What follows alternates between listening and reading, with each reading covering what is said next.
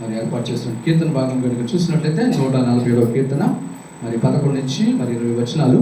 అయితే ప్రాముఖ్యంగా మనకి ఇక్కడ కనపడుతున్నటువంటి విషయం ఏంటంటే ప్రతిదీ కూడా దేవుని యొక్క మాటకు లోబడే జరుగుతున్నటువంటి సంగతులను మనం ఇక్కడ చూస్తున్నాం. కాబట్టి దేవుడు ప్రతిదీ కూడా మన జీవితంలో గమనించుకోవాల్సిన విషయం ఏంటంటే ఏది కూడా మన జీవితంలో సంభవించిన ఏ పని కూడా మన జీవితంలో నెరవేర్చబడుతున్నా దాని వెనకాల ఎవరి కారణాలు? దేవుడే. అందుకోసమే దేవుడు మరి విలాప వాక్యాల్లో మరి 3వ అధ్యాయం 38వ వచనంలో కూడా ఏమంటాడంటే మహోన్నతుడైనటువంటి దేవుడు ఏం చేస్తాడట? మంచియు చెడు కూడా ఆయన చేస్తాడు. కాబట్టి ప్రతిదీ కూడా దేవుడి వల్లనే జరుగుతుంది. కాబట్టి అక్కడ మాట్లాడుతూ ఇక్కడ చూసినట్లయితే నీ పిల్లలను దేవుడు ఏం చేస్తున్నాడట? ఆయనే వర్ధిల్లింప చేస్తాడు. నీ పిల్లలు ఆస్వాదించబడాలంటే మన ప్రయత్నాలు కాదు. మనమైతే ప్రయత్నం చేయాలి, మన పిల్లలు చదివించుకోవాలని కష్టాలు చేయాలి. కానీ మొట్టమొదటిగా దేవుడి నోట నుంచి రావాలి. మన పిల్లలు ఆశీర్వదించబడాలి అనేటువంటి మాట దేవుడి నోట నుంచి రావాలి. ఎప్పుడైతే దేవుడు ఆ విధంగా మన పిల్లల్ని ఆశీర్వదించడానికి ఆయన ఇష్టపడతాడో అప్పుడు మన పిల్లలు వర్ధిల్లుతారు అనేటువంటి విషయాలు మనం ఇక్కడ తెలుసుకుంటున్నాం. కాబట్టి ఇంకా కొన్ని విషయాలు కనుక మనం ఆలోచన చేస్తే ప్రతిదీ కూడా దేవుని యొక్క చేతి స్వాధీనంలో ఉన్నది అనే విషయాన్ని మనకి ఇక్కడ అర్థమవుతుంది. కాబట్టి మన కీర్తనల భాగాన్ని బట్టి మనము ఆలోచన చేసినట్లయితే మనం జ్ఞాపకం చేసుకోవాల్సింది ఈ యొక్క మరి దినమున ఏంటంటే సమస్తము దేవుని యొక్క స్వాధీనములో ఉన్నవి. వాటిని మనం గుర్తెరుగుతూ ఎప్పుడు కూడా ప్రతి సంఘటన మన జీవితంలో జరుగుతున్న దానికి మనకు కృతజ్ఞతాస్తుతులు చెల్లించాలి. నిన్నటి దినాన నేను ఒక సాక్ష్యం వింటున్నాను. ఒక సాక్ష్యం వింటుంటే మరి ముస్లిం దేశంలోనే ఒక ఆవిడ మరి ఒక క్యాన్సర్ రోగంతో ఒక హాస్పిటల్లో జాయిన్ అయ్యింది. ఆవిడ అక్కడ దేశస్తురాలే. అయితే అక్కడ వెళ్తున్నప్పుడు అక్కడ ఆల్మోస్ట్ మరి డాక్టర్స్ అందరూ ఎవరు ఉంటారు? ముస్లిమ్సే ఉంటారు కదా సహజంగా. అయితే కాబట్టి అక్కడ ఆ విధంగా ఉన్నప్పుడు అందులో ఒక ఆవిడ మాత్రము క్రిస్టియన్ లేడీ అయి ఉన్నది. మిషనరీగా అక్కడ చేస్తుంది, సీక్రెట్గా దేవుని యొక్క సేవ చేస్తుంది. అయితే ఆవిడకి క్యాన్సర్ వచ్చింది. క్యాన్సర్ వచ్చినప్పుడు ఆవిడ బెడ్ మీద ఉందన్నమాట. బెడ్ మీద ఉన్నప్పుడు ఒక డాక్టర్ తన దగ్గరికి వెళ్ళి మాట్లాడుతున్నప్పుడల్లా ఆవిడ చేస్తున్న పనంతా చేస్తున్నప్పటికీ కూడా ఈవిడ ఏమంటుందంటే thank you Jesus, thank you Jesus, thank you Jesus అంటుందట. ఏమంటుంది? థ్యాంక్ యూ జీసస్, దేవానికి వందనాలు, దేవానికి వందనాలు, దేవానికి వందనాలు అని తెలియజేస్తుంది. వాస్తవంగా చెప్తే మరి ఏంటి ఆలోచన చేస్తే సహజంగా అయితే ఆ కష్టంలో ఉన్నప్పుడు ఏమనాలా? దేవుని తిట్టుకోవాలి కదా. నాకెందుకు పెట్టే విశోధన? నేను నీ పని కదా చేస్తుంది, నేను నీ కోసమే కదా ప్రయాసపడుతుంది, నేను నీ కోసమే ఇంతగా మరి దేశం కాని దేశాన్ని వదిలేసి నేను ఇక్కడికి వచ్చి నీ సేవ చేస్తుంటే నాకు ఇలాంటి పరిస్థితి ఎందుకు వచ్చిందని దేవుడి మీద విసుక్కోవట్లేదు. కానీ ఆవిడ మాటికి తన నోట నుంచి వస్తున్న మాట ఏంటంటే ఆవిడ చెప్తున్నప్పుడు ఆవిడకి ఇంజెక్షన్ ఇస్తున్నప్పుడల్లా, లేదంటే ఇంకో మెడిసిన్ ఇస్తున్నప్పుడల్లా, లేదంటే ఇంకొకరి పని చేస్తున్నప్పుడల్లా, మసాజ్ ఇస్తున్నప్పుడల్లా ఆవిడ మాట్లాడుతున్న మాట ఏంటంట? దేవా నీకు వందనాలు, thank you Jesus, thank you Jesus, thank you Jesus అని అంటుందట. అయితే దేవుడు ఒక రోజున ఈవిడికి డాక్టర్కి ఆశ్చర్యం వేసింది. ఇదేంటి ఇలాంటి పరిస్థితుల్లో కూడా ఈవిడు దేవుడికి వందనాలు తెలియజేస్తుంది, మనమైతే అలా చేయం కదా సహజంగా అని ఆలోచన చేసింది. అయితే ఒక రోజున ఆవిడ దేవుళ్ళ మరి ఊహించినట్టుగానే ఆవిడ మరణించిన తర్వాత ఈవిడ వచ్చింది. అక్కడ ఆ డాక్టర్ ఆవిడ దగ్గరికి వచ్చి అరే మరణించిందా అని ఆలోచన చేసి ఈవిడ ఎందుకు తర్వాత ఆవిడ తీసుకెళ్ళిపోయిన తర్వాత ఆలోచించడం మొదలుపెట్టింది. ఎందుకు ఈవిడ ఎప్పుడు కూడా దేవునికి కృతజ్ఞతాస్తుతులు చెల్లించేది, ఎందుకు దేవుడికి వందనాలు వందనాలు వందనాలు అని చెల్లిస్తుంది, అంత కృతజ్ఞత ఎందుకు కలిగి ఉందని ఆలోచించి ఏం చేసిందంట? మెల్లగా ఎవరికి తెలియకుండా బైబిల్ చదవటము మొదలుపెట్టి మెల్లగా బైబిల్ చదవటం మొదలు పెడితే బైబిల్లో ఉన్నటువంటి మాటలు తనతో మాట్లాడటము మొదలుపెట్టాయి. ఎప్పుడైతే తనతో మాట్లాడటం మొదలుపెట్టాయో అప్పుడు తన జీవితం క్రమేపాన మారుతూ వచ్చింది. ఆ విధంగా ఆవిడ దేవుల్లోకి వచ్చి తన ఇంటి వారందరూ కూడా మరి అక్కడ ఉన్నటువంటి గ్రామంలో తన వారందరూ కూడా ఏమన్నారంటే ఈవిడ క్రైస్తవురాలు అయినందుకు ఇంకా చంపేయడానికి ప్రయత్నం చేశారట. అప్పుడు తండ్రి చేతులారా చంపుకోలేక తనని ఏం చేశాడంటే దేశం దాటించేశాడు, వేరే దేశానికి తనను పంపించారు. ఆవిడ మాట్లాడుతుంది, నేటి దినం వరకు కూడా నేను ఒంటరిదానిగానే ఉన్నాను, డాక్టర్గా ఉంటున్నాను, కానీ నాకు ఇప్పుడు సంతోషంగా ఉంది, నేను నిజదేవుడిని తెలుసుకున్నాను, నిజదేవుడు నేను ఆరాధన చేస్తున్నానని ఆవిడ సంతోషాన్ని అక్కడ వ్యక్తపరిచింది. ఎందుకు నేను ఈ విధంగా మారాను అని అంటే ఆవిడ ఎప్పుడు కూడా ఏం తెలియజేస్తుందట? Thank you Jesus. ఆవిడ నాకు ఎప్పుడు దేవుడి సువార్త ప్రకటించలే, ఆవిడ ఎప్పుడు నాకు దేవుడి గురించి ఎప్పుడు చెప్పలేదు. కానీ తానే తన మనసులో ఈ విధంగా మాట్లాడుకుంటున్నటువంటి మాటలు నేను వినినప్పుడు నన్ను ఆశ్చర్యపరిచాయి, నన్ను ఆలోచింపజేశాయి. అని తాను తెలియజేస్తూ దేవుడి గురించి తాను తెలుసుకోగలిగాను ఈ విధంగా అని తాను తెలియజేస్తుంది. అంటే దేవుడు ఇక్కడ గమనించండి, ఆ వ్యక్తిని మార్చింది ఎవరు అనమాట? ఇప్పుడు దేవుడే. ఆ వ్యక్తిని దేవుడు రక్షించుకోవాలన్నటువంటి ఆలోచన కలిగినటువంటి వాడే ఉండి దేవుడు ఆవిడ ఒక చిన్న మాట థ్యాంక్ యూ అనేటువంటి చెప్పిన మాట కూడా తనను ఆలోచింప చేసినటువంటిదిగా చేసి తనను రక్షించుకోవడం అనేటువంటిది జరిగింది. కాబట్టి సమస్తము కూడా దేవుని యొక్క చిత్తములో ఉన్నది. ఒక మనిషి ఎలా రక్షించబడతాడో మనకి తెలియదు, ఎలా రక్షించబడతాడో మనకి తెలియదు దేవుడు. కాబట్టి మనము ఇందుకే దేవుడికి సమస్తము సాధ్యమని మనము గుర్తెరగాలి. గుర్తెరిగి మనం ఆయనకి ఎల్లప్పుడూ కృతజ్ఞతాస్తుతులు చెల్లించే వారికి ఉండాలి. అటు రీతిగా ఉండటకు పరిశుద్ధాత్మ దేవుడు సాయం చేసి నడిపించును గాక. ఆమేన్. సరే, సాక్షులు అయితే దేవుని వాక్యాన్ని ధ్యానం చేసుకుంటాం.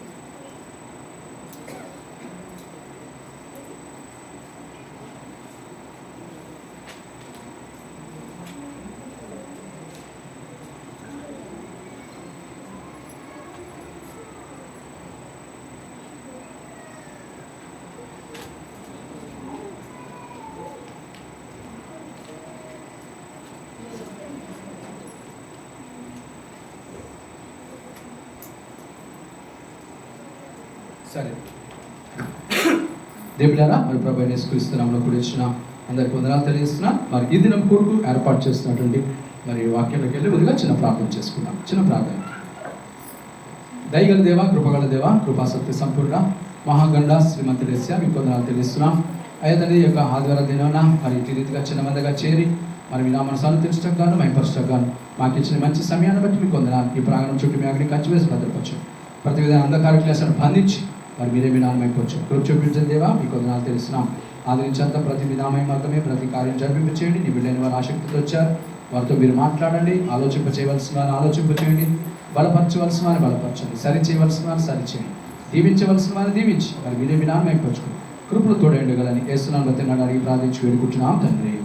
ఆమేన్. దేవుడారా మరి ఒకసారి అందరికీ వందనాలు తెలియజేస్తున్నా. మరి ఈ దినం కొరకు ఏర్పాటు చేసినటువంటి వాక్యాంశం ఏమనగా ఓపెన్డ్ ఐస్ అనేటువంటి విషయాన్ని మనము ఆలోచన చేద్దాం. ఓపెన్డ్ ఐస్ అనగా తెరవబడిన కళ్ళు. తెరవబడిన కళ్ళు కదా. కొన్ని సందర్భాలు అంటారు కదా, ఏదైనా ఒక మాట మాట్లాడేటప్పుడు ఏమంటారు? అరే బాబు నాకు కళ్ళు తెచ్చుకునేనా అంటారు కదా.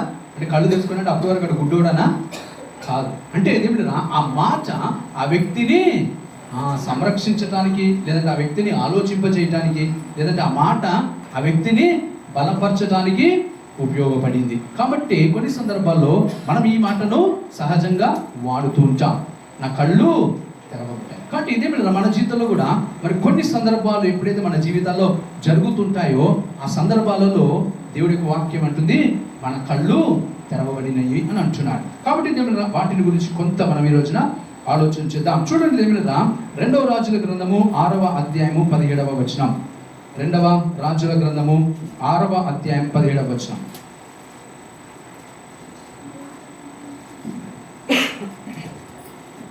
రెండో రాజుల గ్రంథము 6వ అధ్యాయం 17వ వచనం చదవమా. యెహోవా వీడు చూచినట్లు దయచేసి ఆన్ చేయండి. అది ఆన్ ఉందా? పైకి రాట్లేదు మళ్ళీ. సరే చదవం. వీటి కళ్ళను తెరవమని ఎలీషా ప్రార్థన చేయగా యెహోవా ఆ పనివాని కళ్ళను తెరవ చేశాడు. చూసారా దేవుడు ఇక్కడ మన జీవితంలో గమనించుకోవాల్సిన విషయం ఏంటంటే, ఒక సందర్భంలో ఎలీషా తన యొక్క శిష్యుడైనటువంటి వాడు ఒక యుద్ధ భూమిలో నిల్చున్నారు. యుద్ధ భూమిలో నిల్చుని ఉన్నప్పుడు అక్కడ చుట్టూరు అంతా కూడా ఒక శత్రు సైన్యము చుట్టుకుని ఉండినటువంటి సందర్భాల్లో అక్కడ ఎలీషాకు మాత్రము దేవుడిస్తున్నటువంటి ఒక కాపుదల కనపడుతున్నది. ఎలీషాకు దేవుడిస్తున్నటువంటి ఒక కాపుదల కనపడుతుంది, కానీ తన శిష్యుడైనటువంటి వాడికి మాత్రం ఆ విషయము కనబరచండి.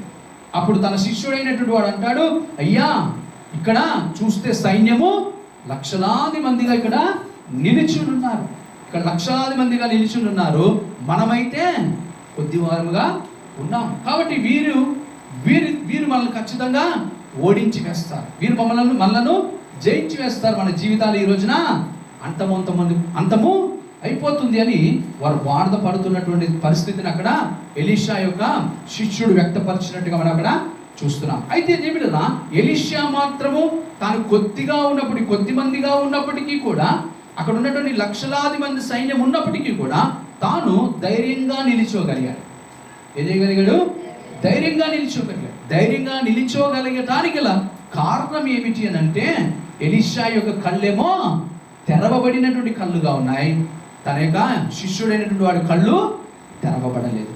అందుకొరికి ఎలీషా అక్కడ అంటాడు, ఎలీషా దేవుడికి ప్రార్థన చేస్తాడు. ఏమని ప్రార్థన చేస్తాడంటే, అయ్యా నా శిష్యుని యొక్క కళ్ళు తెరువు. నా కళ్ళైతే తెరిచావు, అందుకే నేను ధైర్యంగా నిలిచోగలిగాను. కానీ నా శిష్యుని యొక్క కళ్ళు తెరవని కారణం చేత వాడు తొందరపడుతున్నాడు. వాడు భయపడుతూ నన్ను భయపెట్టాలని ప్రయత్నము చేస్తున్నాడు, లేదంటే పారిపోదాము అన్నటువంటి మాట మాట్లాడుతున్నాడు. కాబట్టి ఏమిటరా అక్కడ ఎలీషా అంటున్నాడు, అయ్యా నా శిష్యుడి యొక్క కళ్ళు తెరవమని కోరినట్టుగా మనం ఇక్కడ చూస్తున్నాం. అప్పుడు ఏమిటరా ఎలీషా ప్రార్థన చేయగా దేవుడు ఏం చేశాడట, ఎలీషా యొక్క శిష్యుడి యొక్క కళ్ళు తెరవబడ్డాయి. అప్పుడు ఏం కనపడిందట, ఆ కొండ మీద అంతా కూడా దేవుడిస్తున్నటువంటిగా కాపుదల, అగ్ని రథాలన్నీ కూడా దేవుడు ఏర్పడించినటువంటి సైన్యం అంతా కూడా అక్కడ కనపడినట్టుగా చూస్తున్నాం. అంటే మనుష్యులు మన సహజంగా చూస్తే ఎదురుగా ఒక మనిషి బలవంతుడైనటువంటి వాడు కనబడినప్పుడు, మనము బలహీనులుగా ఉన్నప్పుడు ఖచ్చితంగా మనము భయపడిపోతాం, ఖచ్చితంగా మనము దిగులు చెందుతాం, లేదంటే ఖచ్చితంగా తొందరపడతాం. కానీ ఎప్పుడైతే దేవుడు తాను ఇచ్చినటువంటి కాపుదల మనకి ఈ విధంగా ఉన్నది అనేటువంటి విషయం మనకు అర్థమవుతుందో, ఆ విషయాన్ని మన మనోనేత్రాలు తెరవబడిన తర్వాత మనము చూడగలిగిన వారమై ఉంటామో, అప్పుడు ఏ భయం కూడా మనకి వేయదు. ఇక్కడ ఎలీషా ఎందుకు ధైర్యంగా ఉన్నాడంటే, తాను దేవుడిచ్చిన కాపుదలను అంతా కూడా చూస్తూ ఉన్నాడు. సైన్యము చుట్టూ, అక్కడ ఉన్నటువంటి ఎదురుగున్నటువంటి సైన్యము చుట్టూ దేవుడి యొక్క కాపుదల ఉండేది. దేవుడి తన యొక్క రథాలను పంపించాడు, సైన్యాన్ని పంపించాడు. కాబట్టి తను ధైర్యముగా నిలిచోగలిగాడు. ఆ సందర్భాన్ని దేవుడు తన శిష్యుడైన వాడు కూడా చూశాడు. చూసిన తర్వాత తనకేమొచ్చింది? ధైర్యము వచ్చింది. అంటే దేవుడు మనం గమనించుకోవాల్సింది ఏంటంటే, కొన్ని సందర్భాలలో మన మనోనేత్రాలు తెరవబడాలి. దేవుడు మనకిస్తున్న కాపుదల మనకి తెలియాలి, దేవుడు మనకిస్తున్నటువంటి భద్రత ఏంటో మనకి తెలియాలి. ఎప్పుడైతే మన మనోనేత్రాలు తెరవబడతాయో అప్పుడు దేవుడు మనకిస్తున్న కాపుదల ఏంటో మనకి తెలుస్తుంది. ఆలోచన చేయండి. మీరు ఒక విధంగా అర్థం చేసుకుంటే, సింహాల బోనులో దానియేలు వేసినప్పుడు ధైర్యంగా ఎందుకు ఉండగలిగాడు? ఎందుకంటే తన మనోనేత్రాలు తెరవబడినవిగా ఉన్నాయి. దేవుడిచ్చేటువంటి కాపుదల ఈ సింహాల నుంచి కూడా నన్ను రక్షించగలవన్నటువంటి ధైర్యం. షడ్రక్ మేషక్ అబేద్నెగో అనేటువంటి వారు అగ్నిగుండంలో పడటానికి కూడా వాళ్ళు ధైర్యంగా ఎందుకు వెళ్ళారంటే, వారి మనోనేత్రాలు తెరవబడినటువంటివిగా ఉన్నాయి. అందుకొరకనే వారు ధైర్యముగా దేవుళ్ళరా ఆ యొక్క అగ్నిగుండంలో కూడా వారు వెళ్ళగలిగారు. దేవుని యొక్క కాపుదల ఇటుగా ఉంటుంది. దేవుడు సంరక్షించాలనుకుంటే, దేవుడు మమ్మల్ని కాపాడాలి అని అనుకుంటే తాను ఏమైనా చేయాలి కదా. ఇటీవల కాలంలో మనం ఒక పాట వింటూ వస్తున్నాం, మీకు చాలా చక్కగా ఫేమస్ అయింది ఈ మధ్యకాలంలో కదా. నీవేమైనా చేయగలవు, కథ మొత్తం కదా, నీవేమైనా చేయగలవు, కథ మొత్తము మార్చ కదా. అక్కడ ఏమనుకున్నారు? అక్కడ ఉన్నటువంటి ఆ యొక్క షడ్రక్ మేషక్ అబేద్నెగో అయినటువంటి వారిని అగ్నిగుండంలో పడేసాము, ఇక కథ అయిపోయింది అనుకున్నారు వాళ్ళు. ఏమనుకున్నారు వాళ్ళు? ఇక్కడ కథ అయిపోయింది, మనం అనుకున్న రీతిగా జరిగిపోయింది అనుకుంటే దేవుడు ఏం చేశాడు? కథ అంతా మార్చేశాడు కదా. కథ అంతా మార్చేశాడు. ఆలోచన చేయండి, ఏమిటన్నా గమనించుకోండి. ఇక్కడ దానియేలు విషయంలో కూడా చూస్తే అక్కడ అనుకున్నారు ఇక సింహాలు, 6 సింహాలలో ఆకలితో ఉన్నటువంటి సింహాలు మధ్యలోకి దానియేలు వెళ్ళాడు, ఇక అయిపోయింది వాడి పని అని అనుకున్నారు. దేవుడు ఏం చేశాడు?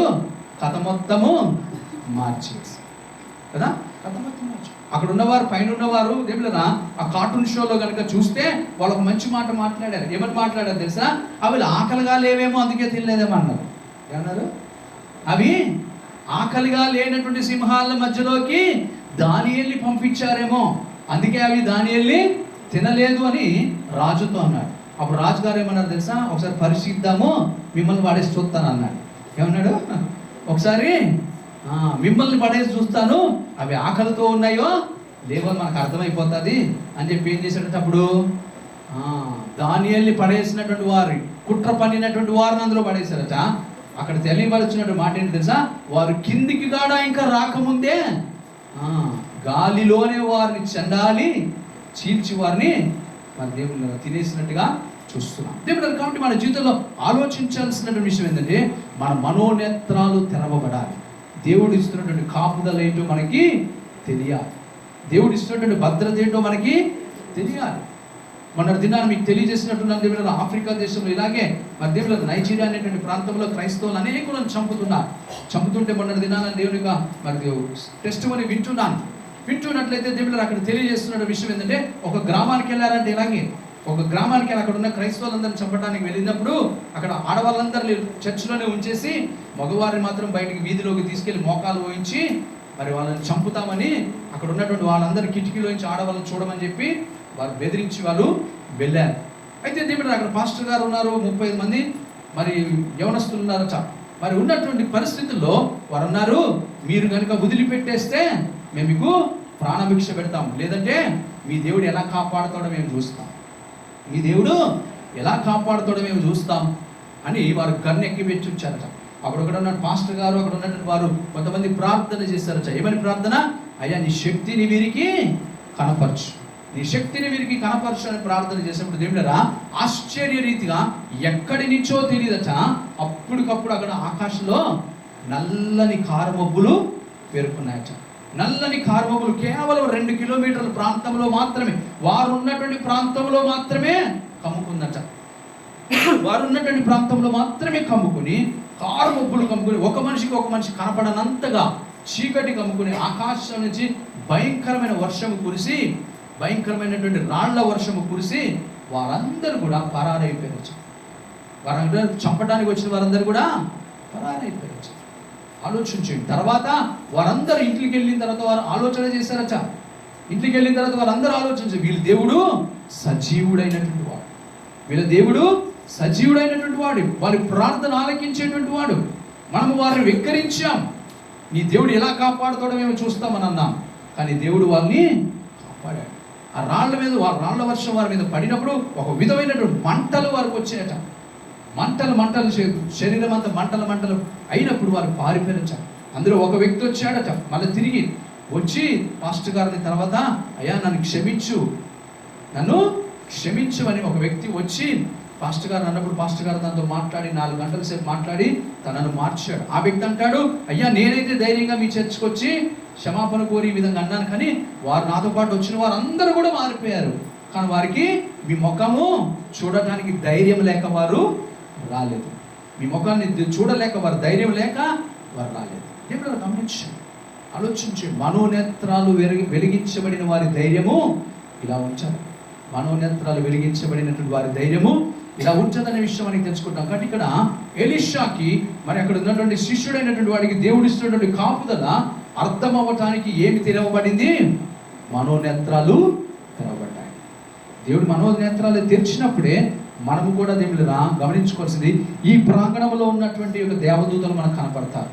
ఈ ప్రాంగణంలో ఉన్నటువంటి దేవదూతలు ఎంతమంది ఉన్నారో వారు మనకు కనపడతారు.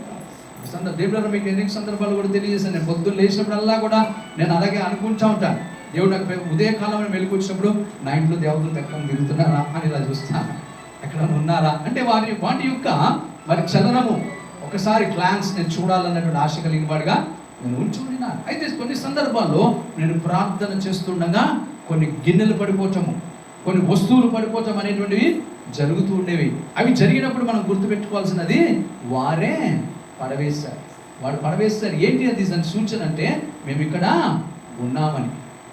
ఉన్నామనే విషయాన్ని వారు తెలియజేస్తూ ఆ పనులు వారు చేస్తారు. దేవుని కాబట్టి మనం గమనించుకోవాలి, ఆలోచించండి. కాబట్టి ఈ విధంగా మనోనేత్రాలు తెరవబడినటువంటి వారమే ఉండాలి. చూడండి, ఇంకొక మాట చూస్తే కీర్తనల గ్రంథము 119:18 కీర్తనల గ్రంథము 119:18 చదవమా?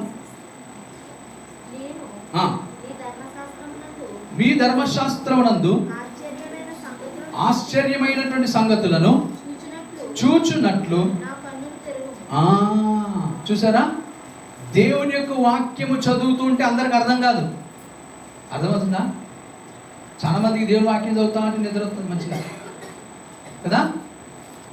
నవలు చదివినట్టు చదివేసి నిద్రపోతా ఉంటారు చక్కగా.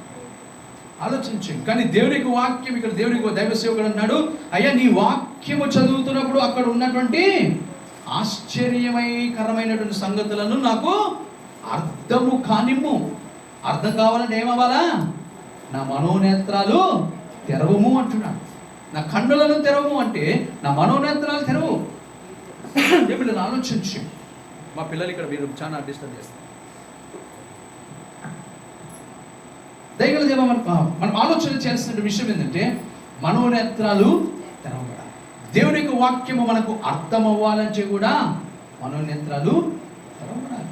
లేదంటే మనకు అర్థమే కాదు, అర్థం కాదు. అందరం చదువుకుంటూ వెళ్ళిపోతూ ఉంటాం, కానీ దానిలో ఉన్నటువంటి మర్మాలు ఏంటో అర్థము కాదు. ఇప్పటికి ఎన్ని సందర్భాలు చదువుకుంటాను నేను. కనీసం తక్కువ అనుకుంటే రోజు సంవత్సరానికి 2 మార్లు అయితే మినిమం చదువుతాను కదా. సంవత్సరానికి మినిమం 2 మార్లు చదువుతానంటే తక్కువ వేసుకున్నా నాకు 10 సంవత్సరాలు వేసుకుంటే కూడా కదా ఎన్నిసార్లు అయ్యాను ఇప్పటికి? 20 సార్లు. కానీ ఇప్పటికి ఇంకా చదువుతూ ఉంటే కొత్త విషయాలు అర్థమవుతూ ఉంటాయి, కొత్త విషయాలు మనకు తెలుస్తూ ఉంటాయి, కొత్త సంగతులను దేవుడు బోధిస్తూ ఉంటాడు. ఇప్పుడు ఆలోచించాలి. కాబట్టి ఎందుకు ఈ విధంగా జరుగుతుందంటే దేవుడు ఆ యొక్క సందర్భానుసారంగా దేవుడి యొక్క మనోనేత్రాలు తెలుస్తాడు. ఆలోచించేయండి. మంచి ఒక మాట మరి మొన్నటి దినాన ఒక దైవ సేవకుడు తెలియజేస్తున్న మాట, అది మరి మనం ఎన్నో సందర్భాల్లో చదివాం, కానీ అది మనకి అర్థం కాలేదు. దేవుడు ఆ దైవ సేవకుడికి దేవుడు ఆ మనోనేత్రాలు తెరిచాడు. ఏంటి అని కనుక ఆలోచన చేస్తే ఎరుకో కోట గోడల చుట్టూ మనం అందరము తిరగటం అనేటువంటిది చూసాం. ఎవరు తిరిగారట? మొదటిగా సైనికులు ఉన్నారట, సైనికుల మధ్యలో యాజకులు ఉన్నారట, యాజకుల తర్వాత మందసం ఉందట, మందసము తర్వాత మళ్ళీ తిరిగి సైనికులు ఉన్నారు. ఎందుకున్నారు? ఈ మందసానికి యాజకులకు కాపుదల. ఈ సైనికుల తర్వాత ఎవరున్నారట? సామాన్య ప్రజానికం. ఎవరున్నారు? సామాన్య ప్రజానికం. సామాన్య ప్రజానికం ఉన్నప్పుడు దేవుడు వారు ఆ యొక్క ఎరికో కోట గోడ చుట్టూ 6 రోజులు తిరిగారు. 7వ రోజున 7 మార్లు తిరిగారు. అప్పుడు దేవుడు వారు బిగ్గరగా కేకలు వేశారట. కేకలు వేస్తే ఏమయ్యాట? ఎరికో కోట గోడలన్నీ కూలిపోయాయి. ఎరికో కోట గోడలన్నీ కూలిపోతే ఇక్కడ అసలు విషయం ఏంటి అంటే ఎరికో కోట గోడలన్నీ కూలిపోతే ఎవరు ఆ యొక్క పట్టణంలోకి ప్రవేశించాలి? ఎవరు ప్రవేశిస్తారు? కోట గోడలన్నీ కూలిపోయండి. కోట గోడలు కూలిపోతే ఎవరు ప్రవేశించాలి లోపటికి? సైనికులే కదా, అవునా కదా. లోపలికి వెళ్ళాల్సిన ఎవరు? సైనికులు. సైనికులు వెళ్ళి అక్కడ ఎవరన్నా ఇంకా మిగిలి ఉన్నారా అని వెళ్ళి వారిని చంపాలి, లేదంటే వారిని ఏదైనా చేయాలి, లోపల ఉన్నటువంటి దోపుడు సొమ్మంతా తెచ్చుకోవాలి. కానీ విచిత్రమైన విషయం ఏంటంటే తెలుసా, అక్కడ ఆ విషయం అలా రాయబడలేదు. ఎవరు వెళ్ళారంటే తెలుసా? సామాన్యమైన ప్రజలు వెళ్ళారట. ఎవరు వెళ్ళారు? కోటగోడలు కూలిపోతే సైనికులు లోపలికి వెళ్ళలేదట, సామాన్య ప్రజలు వెళ్ళారట. అక్కడ కొల్ల సొమ్ము తెచ్చుకున్నారు. అయితే దేవుళ్ళ తర్వాత అక్కడ దేవుళ్ళు అక్కడ వారికి హెచ్చరిక చేయబడింది, మీరు ఈ విధంగా తెచ్చుకోవటము మంచిది కాదన్న. మరి ఆలోచన చేయండి. మరి యుద్ధానికి వెళ్ళిన తర్వాత అక్కడ అన్ని కోటగోడలు అన్ని కూల్చిన తర్వాత అంత ప్రయాసపడిన తర్వాత మీరు ఏం తెచ్చుకోవద్దంటే ఆలోచించండి.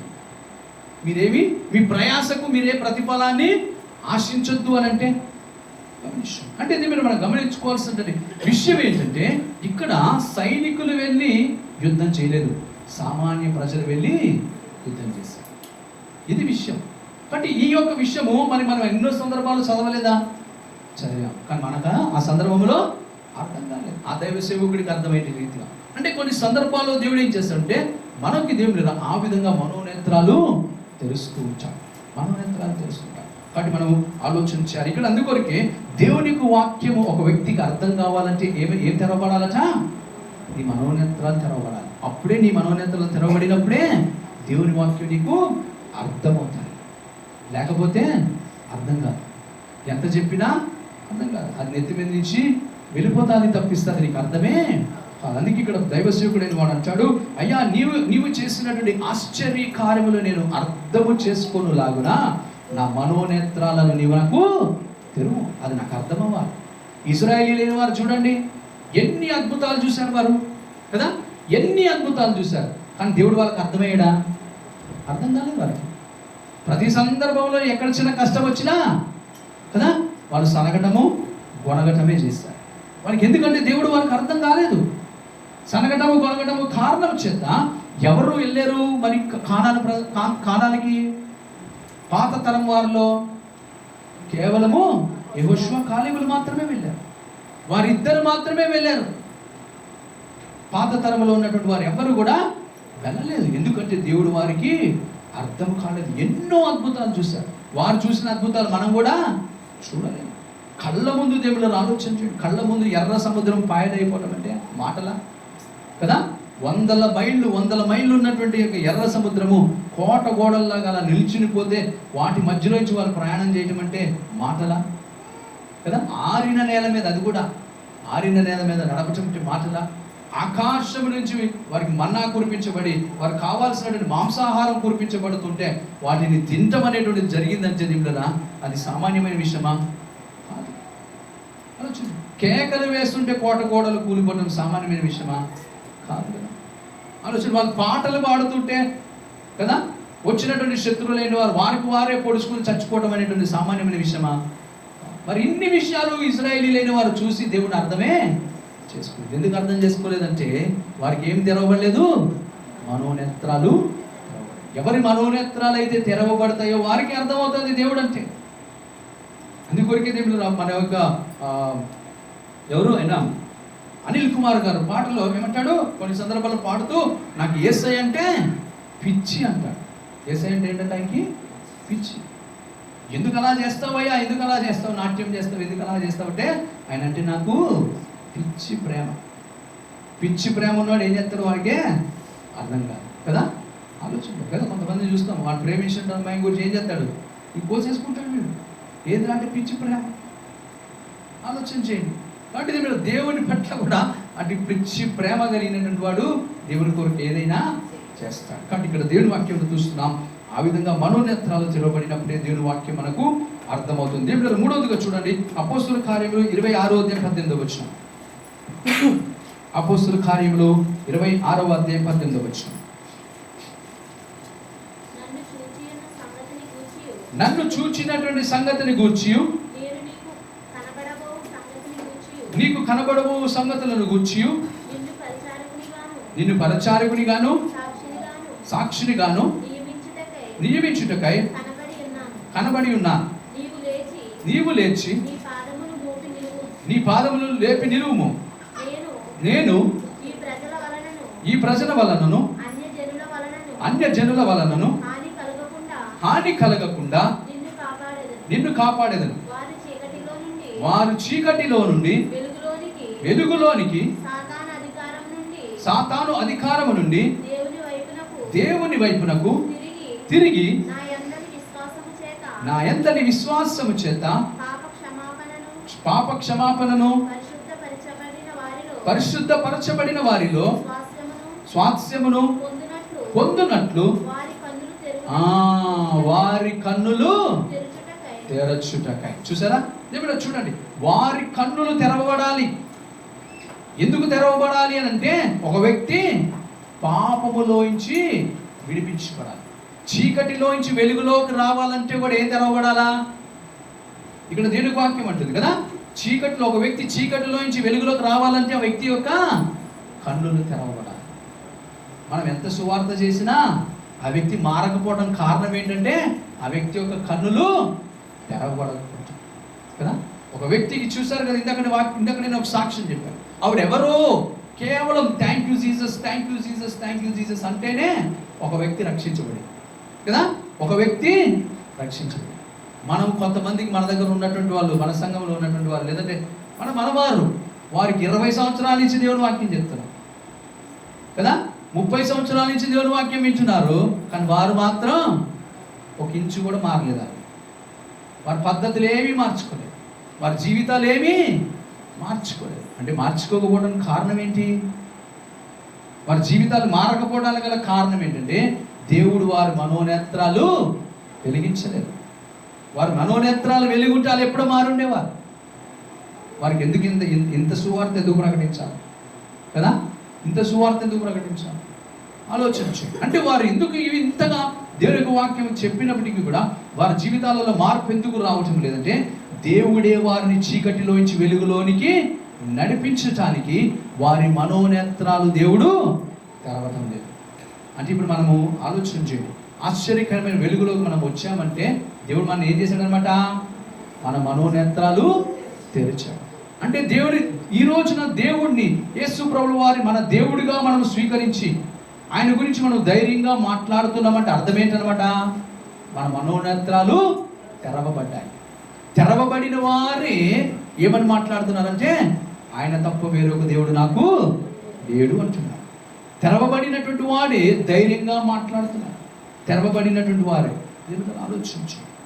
వాటి మీద ఈ రోజున ఒకరి జీవితంలో మార్పు రావటం లేదంటే కారణం ఏంటంటే మనం గమనించుకోవాలి, వారి మనోనేత్రాలు తెరవబడలేదు. కాబట్టి మనం ఏమని ప్రార్థన చేయాలన్నమాట, ఇప్పుడు మా ఆయన్ని మార్చు అంటే కాదు, మా ఆయనకి మనోనేత్రాలు తెరవమని కదా. ఏమనాలి, మా ఆయనకి మనోనేత్రాలు తెరవయ్యా. ఎన్నిసార్లు చెప్పాలి వారికి కదా, ఎన్నిసార్లు చెప్పాలి ఈవిడికి, ఎంత చెప్పినా మార్పు రావచ్చు. మనోనేత్రాలు తెరువు, సంగతులను గ్రహించుకోగలిగినటువంటి కృపను తనకు దయచి, పరిస్థితులను తారుమారవుతున్నటువంటి పరిస్థితులను తెలుసుకోవడం తనకు తెలియచే. అందుకని దేవుడు నేను మీకు తెలియజేశాను కదా, మరి యోబు జీవితం గురించినటువంటి ఒక పాట దేవుడు నాకు ఇచ్చాడు, చక్కటి పాట దేవుడు నాకు ఇచ్చాడు. అది పాడుతుంటే రాత్రి సమయంలో నేను మామూలుగా పాడుతూ ఉన్నాను. మా కమల అనింది కొంచెం ఏడుస్తూ పాడనింది, కొంచెము ఏడుపు కలిగించేటట్టుగా పాడనింది. సరే అని చెప్పి నేనే నా రూమ్లోకి వెళ్ళిపోయి కొంచెం ఏడుస్తూ పాడాను. పాడితే నాకు తర్వాత విన్న తర్వాత నాకు ఏడుపు వచ్చేస్తుంది. నేను పాడినటువంటి పాటే నాకు ఏడుపు వచ్చేస్తుంది. ఎందుకనంటే ఆయన జీవితంలో జరిగినటువంటి సంఘటనలు. యాక్చువల్గా నేను పాడినటువంటి ఆ మాటలో పాడినటువంటి కొంచెం స్పీడ్ బీట్లోనే పాడాను, కానీ కాదు, నా దుఃఖంతో ఉండేటువంటి జీవితం కదా అది కదా. యోగు జీవితం దుఃఖంతో ఉన్నటువంటి జీవితం, సంతోషకరమైన జీవితం అయితే కాదు. తన పరీక్ష గుండా వెళ్తున్నటువంటి సందర్భం, సందర్భంలో ఎలా పాడాలా, దుఃఖంతో పాడాలి. కాబట్టి నేను కొంచెం కంట్లో నీళ్ళు తీసుకుని పాడాను. వెళ్ళి పాడి రికార్డ్ చేస్తే దేవుడు నాకే వచ్చిన తర్వాత వింటే ఆలోచించి. కాబట్టి దేవుడు మనం గమనించుకోవాల్సినటువంటి విషయం, మార్పు అనేటువంటి ఒక జీవితంలో రావాలి అని అంటే దేవుడు మనోనేత్రాలు తెరవబడాలి. కాబట్టి దేవుడు మనం ఏమని ప్రార్థన చేయాలంటే, అయ్యా నా పిల్లల యొక్క మనోనేత్రాలు తెరువు, నా భర్త యొక్క మనోనేత్రాలు తెరువు, నా యొక్క భార్య యొక్క మనోనేత్రాలు తెరువు, గ్రుడ్డితనం నుంచి వారిని విడిపించు. లోకంలో జరుగుతున్నటువంటి సంగతులు ఏంటో వీరికి తెలియటం లేదు. అంతలో కనపడే అంతలో మాయమైపోయే జీవితాలు కదా. మీకు ఇంతకుముందు కూడా తెలియజేశాను. మొన్నటి దినాన్న దేవుడు నాకు తెలియదు, మొన్నటి దినాన్ని చూసినట్లయితే 3 గంటలకు లేచాను. కరెక్ట్గా నేను చూస్తే 3 అయింది, లేచాను. సరే కొంచెం అలసటగా ఉండేది, కానీ ఎందుకో సరే ప్రార్థన దేవుడు లేపాడు. ఈ సమయం ఎంతైనా ప్రార్థన చేద్దామని ప్రార్థన చేస్తున్నాను. మరి దేవుడు మరుసటి అదే సమయంలో నేను మా యొక్క మమ్మల్ని స్కూల్కి తీసుకెళ్ళిన తర్వాత 8ంటికి తీసుకెళ్ళాను. రెడీ అయిన తర్వాత వెళితే అక్కడ న్యూస్ చూస్తున్నాను. న్యూస్ చూసినప్పుడు అక్కడ సందర్భాన్ని తెలియజేసిన మాట ఏంటి, ఒక బస్సులో ఉన్నటువంటి వారు 20 మంది కాలిపోయి చనిపోయారు. అప్పుడు నేను విన్నటువంటి సమయం ఏంటో తెలుసా, తెల్లవారు 3ంటికి అక్కడ ఏం జరిగిందని చెప్పారు. అక్కడ రిపోర్టర్స్ ఏం చెప్పారు, తెల్లవారు 3ంటికి ఆ బస్సు కాలిపోవటము జరిగింది.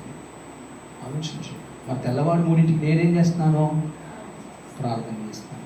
ఎవరి గురించి చేస్తున్నాను కదా, సంఘం గురించి ప్రార్థన చేస్తున్నాను, చైనా దేశం గురించి ప్రార్థన చేస్తున్నాను, భారతదేశం గురించి ప్రార్థన చేస్తున్నాను, మా కుటుంబం గురించి ప్రార్థన చేస్తున్నాను.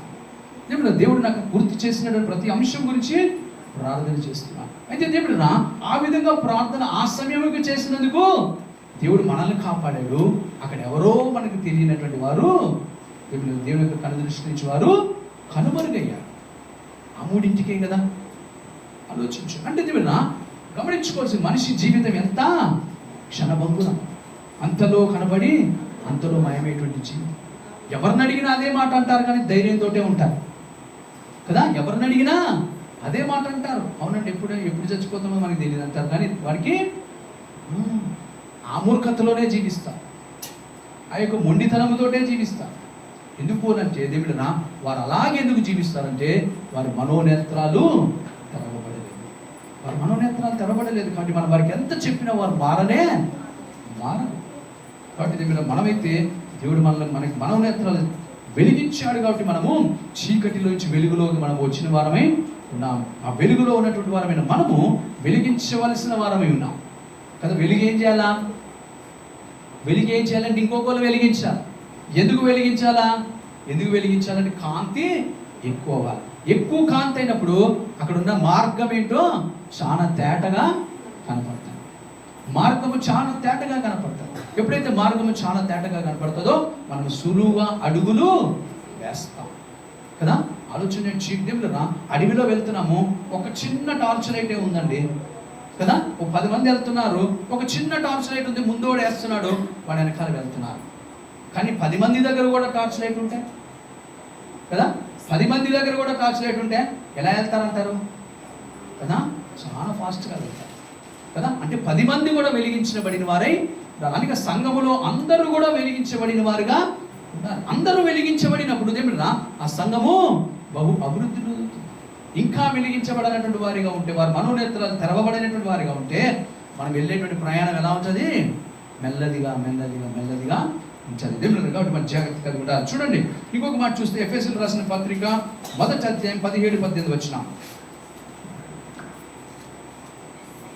ఎఫెసీయులకు రాసినటువంటి పత్రిక 1వ అధ్యాయం 17-18 వచనం. చదవమా. మరియు నీ మనోనేత్రములు వెలిగింపబడినందున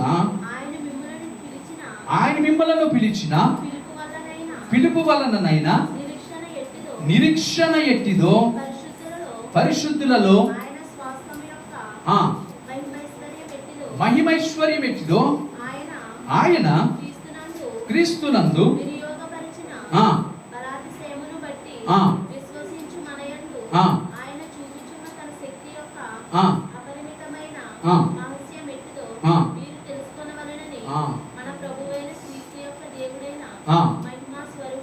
ఎంత ఉందమ్మా చదవండి. తను తెలుసుకొని అందు మీకు జ్ఞానం చాలా చాలా చాలా చాలా విషయం అక్కడ ఉన్నది. అయితే ఇక్కడ గమనించినట్లయితే ప్రాముఖ్యంగా మనం చూస్తే మనోనేత్రాలు తెరవబడినప్పుడట అక్కడ ఒక మాట కనపడుతుంది. నిరీక్షణకున్న విలువ ఏంటో నీకు తెలుస్తారు. అక్కడ అర్థమవుతుందా? మనోనేత్రాలు తెరవబడినటువంటి వాడే నిరీక్షించగలుగుతాడు కదా. నిరీక్షించగలుగుతాడు అంటే దేవుని యొక్క రాకడ గురించి మనం అందరం ఏం చేస్తున్నాము? నిరీక్షిస్తాం. దేవుని యొక్క రాకడ కొరకు మనం అందరము నిరీక్షిస్తాం. ఆలోచించి గమనించుకోండి. కాబట్టి దేవుడు మనము ఆలోచన చేయాల్సినటువంటి విషయం ఏంటంటే నిరీక్షించగలగటానికి కావాల్సిన ఓర్పు. నిరీక్షించాలంటే ఏం కావాలండి? ఓర్పు ఉండాలి కదా. అంటే ఉదాహరణ మీకు తెలియజేస్తాను. పెళ్ళి అయ్యేటువంటి కొత్తలో భర్త కావాలంటే వాళ్ళ భార్య కోసం గంటసేపు అయినా నిరీక్షిస్తాడు. బస్ స్టాప్లో ఉన్నట్టు కదా. ఓ 10 సంవత్సరాలు అయిన తర్వాత కదా వచ్చే అంటాడు. అంతే కదా. అవుతాడా? ఈ ఆటో కట్టుకున్నది పట్టుకుని వచ్చే ఉంటాడు. నిరీక్షించనే. అది ఆడవాళ్ళు కూడా అంతే కదా. మొదట్లో అయితే ఉంటారు, నిరీక్షిస్తారు. తర్వాత ఏమంటారు? నడుచుకుంటూ వచ్చే డబ్బులు కూడా వేస్ట్, నడుచుకుంటూ వచ్చి అంటే నిరీక్షించలేని వారుగా ఉంటారు కదా. ఎందుకు? అలవాటు అయిపోయింది కదా. అలవాటు దేవుడు కాబట్టి గమనించుకోవాల్సి అంటే అయినప్పటికీ కూడా నిరీక్షించాలంటే 20 సంవత్సరాలు అయినా కానీ 20 సంవత్సరాలు అయినా కానీ నిరీక్షించాలంటే ఏం తెరవబడి ఉండాలా? ఆ వ్యక్తికి, భర్తకు కానీ భార్యకు కానీ మనోనేత్రాలు తెరవబడి ఉండాలి. మనోనేత్రాలు తెరవబడినటువంటి వాడైతే ఏం చేస్తాడట? 20 సంవత్సరాలైనా నిరీక్షిస్తాడు కదా. అబ్రహాం ఎన్ని సంవత్సరాలు నిరీక్షించాడు? తనకి ఇచ్చిన వాగ్దానానికి 25 సంవత్సరాలు నిరీక్షించాడు. మనమైతే ఈ పాటికి ఎప్పుడో చర్చ మానేసుండేవారు కదా. ఈ పాటికి ఎప్పుడో చర్చ మాట అయితే ఇచ్చాడు కానీ ఆయన ఏదో పుస్తకంలో రాసుకొని మర్చిపోయాడు కదా. ఆయన దగ్గర ఏముందట? జ్ఞాపకార్థ గ్రంథం అయితే ఉంది కదా. మలాకీ గ్రంథంలో 3వ అధ్యాయం 16వ వచనంలో చూస్తే ఆయన దగ్గర జ్ఞాపకార్థ గ్రంథం ఉంది కానీ మన పేజీ తిప్పట్లేదు. మన పేజీ తిప్పట్లేదని మనం ఏం చేస్తాము? ఆయన ఎప్పుడో మర్చిపోయి ఉండేవారు. ఆలోచించి కాబట్టి మన జీవితానికి నిరీక్షణ రావాలి అని అంటే ఆయన ఇచ్చినటువంటి వాగ్దానము మన జీవితంలో ఖచ్చితంగా నెరవేర్చబడతాదని నిరీక్షించాలంటే ఒకరి జీవితంలో ఏమై ఉండాలట? తన మనోనేత్రాలు కదా. తన మనోనేత్రాలు తెరవబడాలి.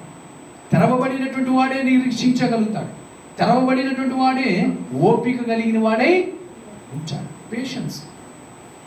అంటే ఇదే మనం గమనించుకోవాల్సినటువంటి విషయం ఏమిటి అని కనుక మనం ఆలోచన చేసినట్టయితే నిరీక్షించడానికి అది దోహదపడుతుంది. వెయిట్ చేయడానికి అది దోహదపడుతుంది. దావీదుకి దేవుడు ఆలోచన చేయండి, నీవు రాజుగా పట్టాభిషేకం నువ్వు పొందబోతున్నావు అని ఆయన దీవించాడు. సమూయేలు దీవించిన ఎన్ని సంవత్సరాలు ఆగాల్సి వచ్చింది?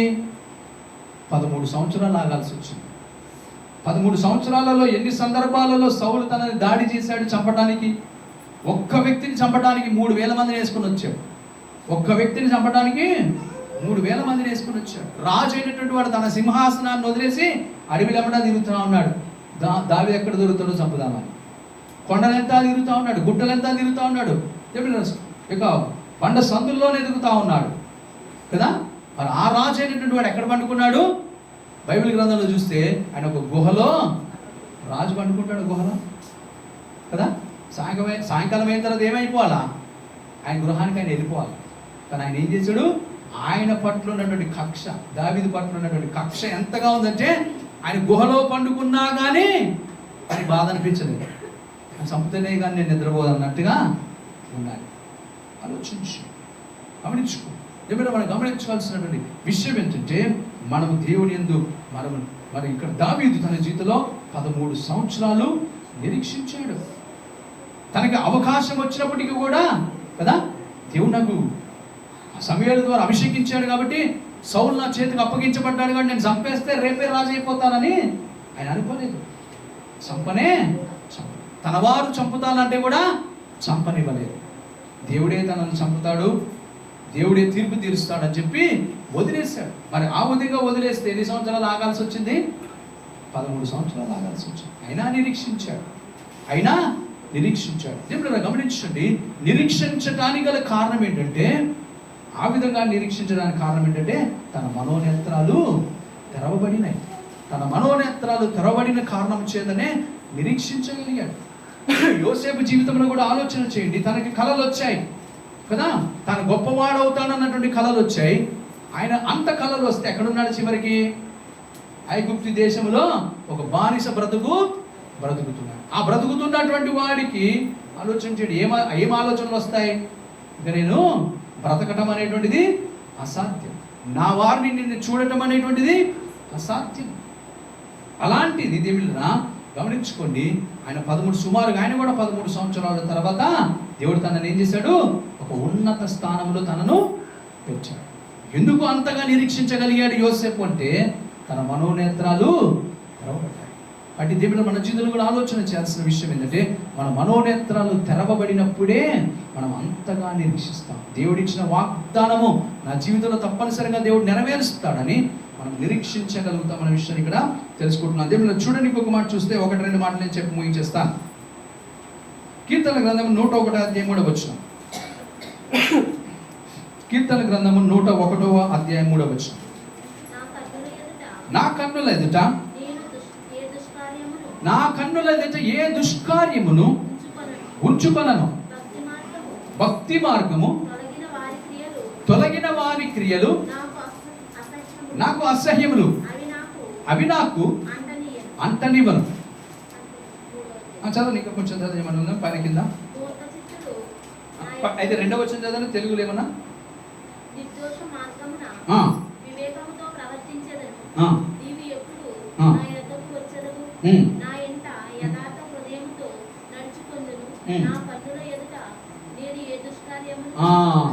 చూడండి, దేవుడు ఇక్కడ అంటున్నాడు, నా కన్నుల ఎదుట ఏ దుష్కార్యమును నేను ఎందుకు ఉంచుకోవట్లేదు కదా.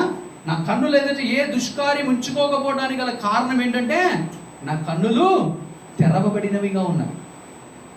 దుష్కార్యములు కదా, సౌలు చంపేటువంటి ఒక అవకాశం నాకు ఉండింది, అది దుష్కార్యం అని తాను ఎంచాడు. తన చంపటం అనేటువంటి అంటాడు అక్కడ, దేవుడి చేత అభిషేకించబడిన వాడిని నేను చంపటము తగదు అంటాడు. అంటే అది దేవుడి దృష్టిలో అది దుష్కార్యం అని తలంచాడు దావీదు. అది దుష్కార్యం అని తలంచడానికి గల కారణం ఏంటి? తన మనోనేత్రాలు తెరవబడ్డాయి. తన మనోనేత్రాలు తెరవబడినవి కనుక కనపడుతున్నటువంటి సంఘటన కనబడుతున్నటువంటి పరిస్థితులు, ఆయన చేయబోయేటువంటి పరిస్థితులు కొన్ని సందర్భాల్లో ఆయనకి దుష్కార్యములుగా కనపడతాయి. మనకు కనపడుతున్నాయా? సినిమా చూస్తే అది దుష్కార్యమని కదా మనకు కనపరచలేదు. ఎందుకు కనపరచలేదంటే మన మనోనేత్రాలు. త్రాగటం అనేటువంటిది అది దుష్కార్యం అనే విషయం మనకు అర్థమవుతుందా? అర్థమవటం లేదంటే అది మన మనోనేత్రాలు తెరవబడలేదు కదా. ఆలోచించేయండి, చెడు పనులు మనం చేయకూడదు అనేటువంటి విషయం మనకి అర్థమవుతుందా? అర్థం కావటం లేదంటే అది దుష్కార్యములు అనే విషయం మనకి తెలియటం లేదు. గమనించుకుంటే కాబట్టి ఎవరికి వారి జీవితంలో చేస్తూ ఒక పని దుష్కార్యం అనే విషయం ఎప్పుడు అర్థమవుతుందంటే వారి జీవితంలో వారి మనోనేత్రాలు తెరవబడతాయి. ఎప్పుడైతే ఒకరి జీవితంలో తన మనోనేత్రాలు తెరవబడతాయో ఏది నేను చూస్తున్నానో ఆ చూస్తున్నటువంటి సంఘటన మంచిదా కాదా కదా, మంచిదా కాదా అనేటువంటి వివేకము ఆ వ్యక్తికి దేవుడు ఇస్తాడు. ఆ విషయము ఆ వ్యక్తికి అర్థం కావటం లేదు అని అంటే అర్థం ఏంటి? వాడి మనోనేత్రాలు తెరవబడాలి కదా. ఆలోచించి అంటే ఇది మీరు మనం గమనించుకోవాలి. ఒక దుష్కార్యము అనేటువంటి సంఘటన కూడా మనకు అర్థం అవ్వాలంటే అది దుష్కార్యం కదా. కయ్యనుకి హేబెలును చంపటం అనేటువంటిది దుష్కార్యముగా అనిపించలేదు కదా. కయ్యనుకి హేబెలును చంపటం అనేటువంటిది దుష్కార్యముగా అనిపించలేదు, చంపివేశాడు. దేవుడు వచ్చి అడిగితే వాడికి నేనేమైనా కావలి వాడినా అన్నాడు. అప్పటికి కూడా వాడి మనోనేత్రాలు తెరవబడ్డాయి. వాడి మనోనేత్రాలు ఎప్పుడు తెరవబడ్డాయి తెలుసా? వాడు అంటాడు, నువ్వు దిగంబరిగా అనగా వేగబాండ్, దిగంబరి కాదు కానీ వేగబాండ్గా నువ్వు తిరుగుతావు అంటే మరి పని లేనటువంటి వాడు ఎలా తిరుగుతాడు రోడ్ల మీద?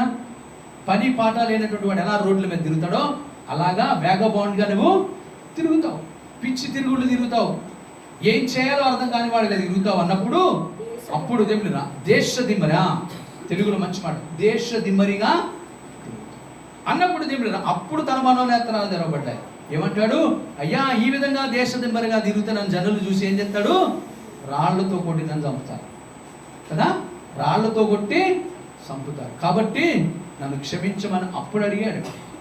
అప్పుడు వరకేమో గట్టిగా మాట్లాడాడు, అప్పుడు వరకు దేవుడిని తృణీకరించి మాట్లాడాడు, అప్పుడు వరకు ఇష్టానుసారంగా మాట్లాడాడు. ఎప్పుడైతే దేవుడు నువ్వు దేశ దిమ్మరి వెళ్తావని అన్నాడో అప్పుడు అంటాడు, అయ్యా నన్ను క్షమించు. అప్పుడు దేవుడు తన మీద ఒక ముద్ర వేస్తాడు. ముద్ర వేసి ఏమంటాడు? నిన్నైతే ఎవడు చంపడు. ఒకవేళ చంపిన వాడిగా ఉంటే వాడి జీవితంలో వాడు 7 శాపాన్ని 10 శాపాన్ని పొందుకుంటాడని తెలియజేసినట్టుగా చూస్తున్నాం. అంటే దీన్ని మనం గమనించుకోవాలి. మనోనేత్రాలు తెరవబడినప్పుడు వాడు చేసేటువంటి కార్యాలు కొన్ని వాడికి దుష్కార్యముగా అనిపించింది. అరే భూమిలో ఇద్దరే ఉన్నారు ఆ సమయంలో అన్నదమ్ములుగా కదా, భూమి మీద ఇద్దరు ఉన్నారు అన్నదమ్ములుగా ఉన్నటువంటి వారికి తన తమ్ముడిని చంపుతుంటే కూడా తనకి ఏం రాలేదు? దయ కలగలేదు. ఎందుకు అంటే వాడు మనోనేత్రాలు తెరవబడలేదు. ఆలోచించు. ఇక్కడి దగ్గర మనము జాగ్రత్త కలిగి ఉండాలి. మనోనేత్రాలు తెరవబడిన వారమైతే ఏది దుష్కార్యమో ఏది సత్కార్యమో మనకు అర్థమవుతుందనే విషయం తెలుసుకుంటాం. చూడండి దగ్గర చివరిగా ఆదికాండము 21:19. ఆదికాండం 21:19.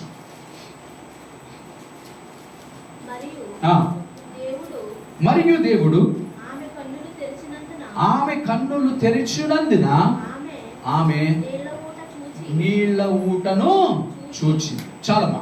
దేవుడి వాక్యం చూసినట్టయితే అక్కడ హాగర్ అనేటువంటి ఒక స్త్రీ అబ్రహాము యొక్క జీవితం నుంచి పారిపోతుంటే తన కుమారుడైనటువంటి వాడు మరి దాహముతో అలమటించేటువంటి పరిస్థితులు, తాను కూడా మరి ఎంతో భయంకరమైన పరిస్థితుల్లో తాను చిక్కుకున్నటువంటి పరిస్థితి. నీళ్ళు ఊటలన్నీ తను తీసుకొచ్చిన నీళ్ళు సంచులన్నీ కూడా అయిపోయినాయి.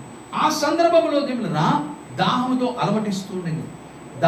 అలమటిస్తుంటే అక్కడే నీటి ఊట ఉన్నది కానీ ఆ నీటి ఊట మాత్రం ఆవిడికి కనబడలేదు. ఆ నీటి ఊటలు కనబడలేదు. అయితే దేవుడు ఏం చేశాడట? తన యొక్క మనోనేత్రాలు తెరిచాడు. తన నేత్రాలు మనోనేత్రాలు తెరిచినప్పుడు ఏం కనపడిందట? తన ఎదురుగా ఉన్నటువంటి నీటి ఊట. ఆలోచించు. అంటే నీటి ఊట దేనికి సాదృశ్యము? నిన్ను జీవింపజేయడానికి సాదృశ్యం కదా. నిన్ను జీవింపజేస్తుంది నీటి ఊట కదా. ఆలోచన చేయండి. ఆహారం లేకుండా 40 రోజులైనా ఉండగలం. కానీ నీళ్ళు లేకుండా ఒక రోజు ఉండగలుగుతామా? కష్టమే, చాలా కష్టం కదా. ఆలోచించండి. ఆహారం లేకుండా 40 రోజులైనా ఉండొచ్చు. కానీ ఇదేమిటనా, నీళ్ళు లేకుండా ఒక రోజు కూడా ఉండటం ఎంతైనా కష్టమే. కొంతమంది ఉంచారేమో కానీ చాలా కష్టం. కాబట్టి ఆలోచన చేయాల్సింది ఏంటంటే, అటువంటి జీవింపచేసేటువంటి విషయము తన కళ్ళ ముందు ఉన్నా కానీ తనకు కనబడకుండా పోవడానికి గల కారణం ఏంటి? మనోనేత్రాలను తెరవబడదు. మరి ఆ నీరు ఏంటిది అని కనుక ఆలోచన చేస్తే, దేవునికి వాక్యమే ఆ నీరై ఉన్నది. దేవునికి వాక్యం ఆ నీరై ఉన్నది కదా. దేవుడు అందుకొరకే దేవునికి వాక్యం ఉంటుంది. దివారాత్రము దేవుని వాక్యము ధ్యానం చేయవాడు ధన్యుడు. అతడు ఎక్కడ నాటబడ్డాడట? నీళ్ళ దగ్గర నాటబడ్డాడు. అంటే నీళ్ళేంటి? దేవునికి వాక్యం అనే కదా. దేవునికి వాక్యమే నీరై ఉన్నది. ఆ వాక్యం నీరై ఉన్నప్పుడు ఆ వాక్యము ఆ వ్యక్తిని జీవింపజేస్తాడు. ఆ వ్యక్తిని జీవింపజేసేటువంటిది అయి ఉంటే, ఆ వ్యక్తిని జీవింపజేసేటువంటిదిగా ఉండటానికి కారణం ఏమైందో తెలుసా? వారి మనోనేత్రాలు తెరవబడింది. కొంతమందికి అయితే తెరవబడని కారణము చేత ఇంట్లో బైబిల్ ఉంటుంది కానీ ఎప్పుడు చదవాలి కదా. ఇంట్లో బైబిల్ అయితే ఉంటుంది కానీ చదవనే చదవ. ఎప్పుడు వెళ్తారంటే వాళ్ళు క్రిస్మస్ ఒక్కరోజు మాత్రమే వెళ్తారు కదా. క్రిస్మస్ ఒక్కరోజు మాత్రం తీసి దులిపేసి, ఎందుకంటే ఆ రోజు పండగ అని చెప్పి వెళ్తారు. అది కూడా పండగ అని చెప్పి వెళ్తారు తప్పితే వేరేగా కానీ వారు ఉండటానికైతే బైబిల్లో ఉంటాయి. కానీ ఆలోచించండి, ఎందుకనంటే వారి మనోనేత్రాలు తెరవబడని కారణం చేత, హాగరు యొక్క మనోనేత్రాలు తెరవబడని కారణం చేత, నేత్రాలు తెరవబడని కారణం చేత ఎదురుగున్న ఉన్నటువంటి నీటి ఊట కూడా తనకు కనబడకుండా పోయింది. మనం కూడా కొన్ని సందర్భాల్లో ఈ యొక్క సమాజంలో ఇక్కడ ఉంటున్నటువంటి శివానందపురి కాలనీలో దేవునికి వాక్యం ఇక్కడి నుంచి ప్రవహింపజేస్తుంది. అందుకే ఇంకొక చోట అంటాడు, దేవునికి నీరు ఎక్కడి నుంచి ప్రవహిస్తుందంటే దేవుని యొక్క బలిపీఠం నుంచి, దేవుని యొక్క సన్నిధి నుంచి నీరు ప్రవహిస్తాడు. అంటే దేవుడు ఇక్కడ మనకి మందిరాన్ని ఇక్కడ నిలబెట్టాడంటే ఇక్కడ ఏమున్నాయని అర్థము? ఇక్కడ నీరు దొరుకుతుందని అర్థం. ఇక్కడ నీరు దొరుకుతున్నటువంటి ఈ నీరు ఏమవుతుందంట? ప్రవహిస్తుంది. మరి ప్రవహిస్తున్న వాళ్ళలో ఎంతమంది అవుతున్నారు? ఇక్కడ కూర్చున్న మీరు తాగుతున్నారు కదా. ఇక్కడ కూర్చున్నటువంటి మీరు ఆ నీటిని తాగుతున్నారు. మరి మన శివానందపురి కాలనీలో సుమారు ఎన్ని కుటుంబాలు ఉన్నాయట? 150 కుటుంబాలు ఉన్నాయి. ఆ 150 కుటుంబాలలో ఇక్కడ ఎంతమంది కనపడుతున్నారంటే తక్కువ ఒక 20 కుటుంబాలు కనపడుతున్నాయి. అంటే 130 కుటుంబాలు సుమారు వరకు ఆ నీటిని ఆస్వాదించని వారుగా ఉన్నారు. ఎందుకు అనంటే వారి మనోనేత్రాలు తెరవబడ్డాయి. మనం గమనించుకోండి, ఆలోచించండి. కాబట్టి మనం దేవునికి వాక్యం మనకు తెలుసుకున్న రీతిగా మనోనేత్రాలు తెరవబడినప్పుడే దేవునికి వాక్యము నీరై ఉన్నది, అది నన్ను జీవింపచేసేటువంటిది అయి ఉన్నది అని నువ్వు తెలుసుకోగలుగుతావు. తెలుసుకుని దానిని ఆస్వాదిస్తావు. నీరు లేకుండా ఒక్కరోజు కూడా నేను బ్రతకలేను అన్నప్పుడు, ఇదే కదా దేవునికి వాక్యమే నీరై ఉన్నప్పుడు, మరి దేవుని వాక్యం దివారాత్రము ధ్యానం చేయాలి కదా. దాహం వేసినప్పుడల్లా తాగాలి కదా. దాహం వేసినప్పుడల్లా తాగాలి కదా. మరి తాగుతున్న వారుగా మనం ఉన్నామా? ఆలోచించు. కాబట్టి మనోనేత్రాలు తెరవబడిన వారే తాగుతారు. మనోనేత్రాలు తెరవబడిన వారే త్రాగుతారు. లేనట్లయితే వారు దేవుని వాక్యాన్ని వారు ఆస్వాదించరు. కాబట్టి మనం ఈరోజు కొన్ని విషయాలు మనము ఆలోచన చేశాం. మొట్టమొదటిగా చూస్తే మనోనేత్రాలు తెరవబడటం అనేటువంటిది అక్కడ చూస్తే ఎలీషా తన యొక్క శిష్యుడైనటువంటి వాడి యొక్క మనోనేత్రాలు తెరవబడటం గురించి ప్రార్థన చేశాడు.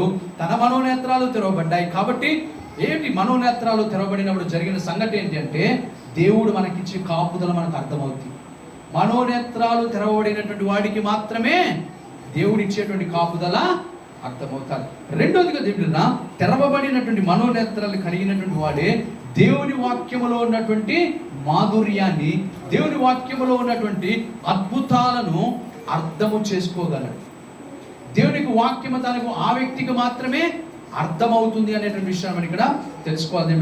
మూడవదిగా మనం ఆలోచన చేస్తే మనోనేత్రాలు తెరవబడినటువంటి వారి హృదయపు మనోనేత్రాలు తెరవబడినటువంటి వారికి నిరీక్షించటము నేర్చుకుంటారు. నిరీక్షణకు ఉన్నటువంటి విలువను తెలుసుకుంటాడు. ఎందుకు నిరీక్షించాలో తాను ఎరిగిన వాడిగా తాను ఉంటాడనే విషయం మనకు అర్థమవుతుంది. నాలుగోదిగా కనుక మనం ఆలోచన చేస్తే మనోనేత్రాలు తెరవబడిన వాడే తన కళ్ళ ఎదుట ఏ దుష్కార్యమును ఉంచుకోడు, ఏ చెడు విషయమును తన యొద్ద ఉంచుకొనడు అనేటువంటి విషయాన్ని మనం ఇక్కడ తెలుసుకోవాల్సిన వారు విన్నా. ఐదవదిగా చూస్తే ఎవరి యొక్క మనోనేత్రాలు తెరవబడతాయో వారికి వారి జీవం ఎక్కడున్నదో వారికి అర్థమవుతాయి. వారిని బ్రతికింప చేయగలిగిన వాక్యం ఎక్కడుందో వారికి అర్థమవుతుంది. వారు ఎక్కడి నుంచి నీరు తీసుకోవాలో వారికి అర్థమవుతుంది. దేవుని రకాలు మనం ఇచ్చారు. మరి ఆరోదిగా చూసినట్లయితే ఎవరి మనోనేత్రాలు అయితే తెరవబడతాయో అటువంటి వారే చీకటిలోంచి ఆశ్చర్యకరమైనటువంటి వెలుగులోనికి వారు రాగలుగుతారు. ఈ వెలుగులోకి అందరూ రాలేరు.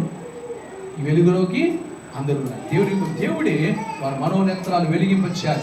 ఎవరి మనోనేత్రాలు అయితే వెలిగించబడతాయో వారే చీకటిలోంచి వెలుగులోనికి వారు ప్రవేశిస్తారనే విషయాన్ని మనం తెలుసుకుని మనం జాగ్రత్తగా, అందుకే తినవసరం లేదు. కానీ ఇంకొక మాట చివరికి 7వదిగా చెప్తాను. లూకాసు వార్త 24:31 వచనం. లూకాసు వార్త 24:31 వచనం చూస్తే అక్కడ అంటాడు, ఎవరి మనోనేత్రాలు అయితే తెరవబడతాయో వారు మాత్రమే యేసు ప్రభువు వారిని గుర్తెరుగుతారట కదా. యేసు ప్రభు వారిని ఏమంటారు? గుర్తెరుగుతారు. ఆయన రక్షకుడని, ఆయన మెస్సయ్య అని, ఆయన యూదులకు రాజు ఉన్నాడని, ఆయన తిరిగి రానైనటువంటి వాడు ఉన్నాడని, ఆయన పరిపాలకుడు ఉన్నాడని, ఆయన న్యాయము తీర్చువాడని వారికి అర్థమవుతారు.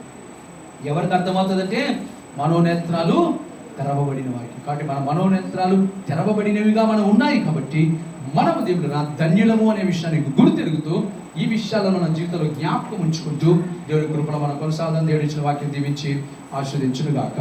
ఆమేన్.